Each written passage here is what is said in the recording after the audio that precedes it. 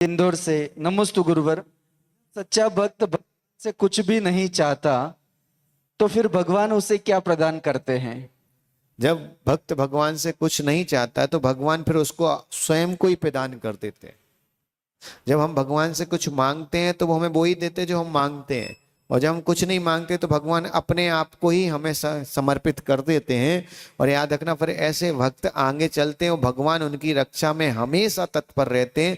फिर ऐसे भक्तों को कभी कष्ट नहीं आता, और ऐसे भक्तों को ही साक्षात भगवान से मिलने का मतलब साक्षात भगवान बनने का मौका मिलता है। इसलिए आप निर्दोष भक्ति करें, निस्वार्थ भक्ति करें।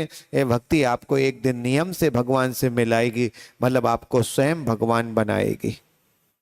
अमित जी जैन नागपुर से। नमस्ते गुरुवर। अमित हेलो।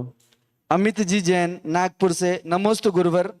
मैं भगवान की इस भावना से करता हूं कि मुझे कष्ट न हो और मेरे जीवन में सुख बना रहे।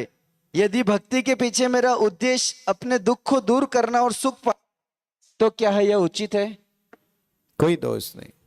आप भगवान की भक्ति धन धान के लिए, भोगों के सुख के लिए भी कर रहे हैं तो कोई पाप नहीं आप करें। क्योंकि याद रखना, भगवान की भक्ति के द्वारा जो भोग भी मिलते हैं वो इतने शुद्ध होते हैं कि आपको तीव्र रूप में पाप का बंध नहीं होने देते।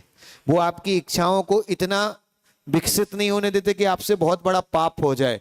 याद रखना, भगवान की भक्ति के द्वारा जो भोग मिलते हैं, और आपने अगर भोगों के लिए भक्ति की तो आप विकल्प नहीं करें, करें पर भक्ति करते रहे। भक्ति इतनी आनंदित है, भगवान की भक्ति इतना आनंद है कि जब कोई व्यक्ति भगवान की भक्ति में डूबता है तो आप विश्वास रखें कि वह भोगों को मांगने के लिए भगवान की भक्ति कर रहा है, धन को मांगने के लिए भगवान की भक्ति कर रहा है, कष्टों को दूर करने के लिए भगवान की भक्ति कर रहा है। पर भक्ति करते करते वो कब इन चीजों से दूर हो जाता है उसको महसूस नहीं होता है। यही तो भगवान की भक्ति की ताकत है।